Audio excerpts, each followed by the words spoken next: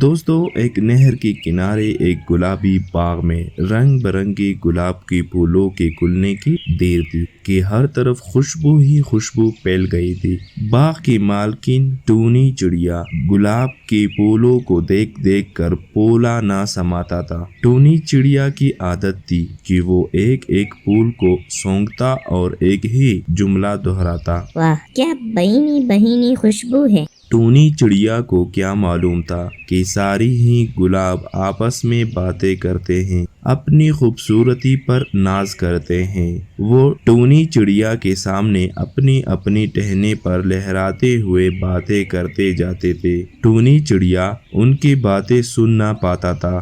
گلاب کی پھولوں اور خوشبو کے درمیان کئی دنوں سے ایک بحث جاری تھی۔ یہ بحث اس وقت شروع ہوئی تھی جب ایک چڑیا نے سرخ گلاب کی پھول کو سونگھتے ہوئے کہا تھا، بہت ہی اچھی خوشبو ہے، دماغ معطر ہو گیا ہے۔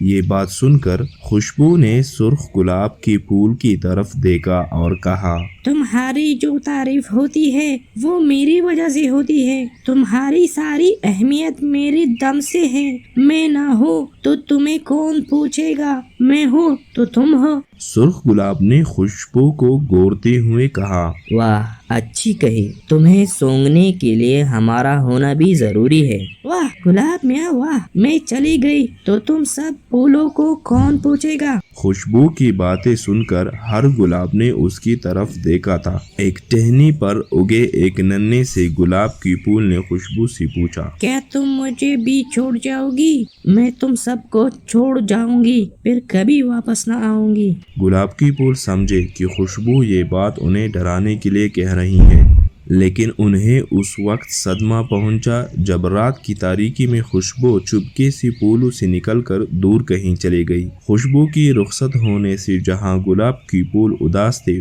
وہاں ٹونی چڑیا بھی سمجھ نہیں پا رہا تھا کہ پھولوں میں خوشبو کیوں نہیں۔ گلاب کی پھول لہرا لہرا کر گویا چیخ چیخ کر خوشبو کے جانے کے بارے میں بتا رہے تھے۔ خوشبو باغ سے نکل کر ایک میدان کی طرف بڑھی۔ وہاں بہت ساری چڑیا درختوں پر بیٹھے تھے۔ خوشبو جب وہاں پہنچی تو وہاں ایک چڑیا نے کہا، ارے واہ، یہ خوشبو کیسے؟ خوشبو جہاں سے گزر جاتی تھی تو پرندوں کو اس کی موجودگی تو پتہ تو چل جاتی تھی، لیکن اسے سمجھ نہیں آتی تھی کہ یہ خوشبو کیسے، مگر اسے کوئی دیکھ نہیں پا رہا تھا۔ خوشبو جہاں بھی جاتی، پرندے ایک دوسرے سے یہی سوال کرتے کہ خوشبو کہاں سے آ رہی ہے۔ کسی کے پاس اس سوال کا جواب نہ تھا۔ وہ پکار پکار کر کہتی، میں خوشبو ہوں، میرا نام خوشبو ہے۔ کوئی اس کی پکار سننے کے لیے تیار نہ تھا۔ خوشبو کئی دنوں تک ادھر ادھر گھومتی رہی۔ اسے لگ رہا تھا کہ اس نے اپنی پہچان کھو دی ہے۔ اس نے باغ اور باغ میں موجود گلاب کی پھولوں کو چھوڑ کر اچھا نہیں کیا۔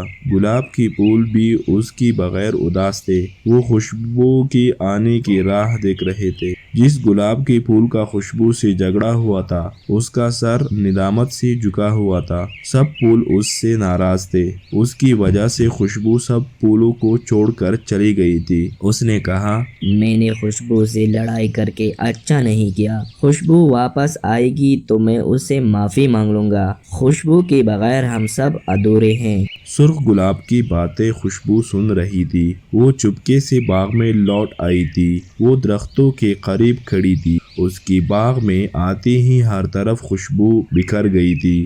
گلاب کی پھول سر اٹھا اٹھا کر خوشبو کو دیکھ رہے تھے۔ اے پیارے پھولوں، میں لوٹ آئی ہوں۔ میں نے خوبصورت پھولوں کو چھوڑ کر جان لیا ہے کہ میرے پہچان صرف اور صرف پھول ہے، اور ہماری پہچان صرف اور صرف تم ہو۔ سرخ گلاب نے خوشبو کے بعد درمیان سے اچک لی تھی۔ تو اب یہ دوری کیوں کر رہے ہو؟ خوشبو آؤ، پھولوں میں دوبارہ سما جاؤ۔ اور خوشبو ہر پھول میں بس گئی۔ اب باغ کا ہر پھول پہلے کی طرح خوشبودار تھا۔ اس دن کے بعد نہ گلاب کی پھول خوشبو سے جدا ہوئے اور نہ خوشبو انہیں چھوڑ کر کہیں گئے۔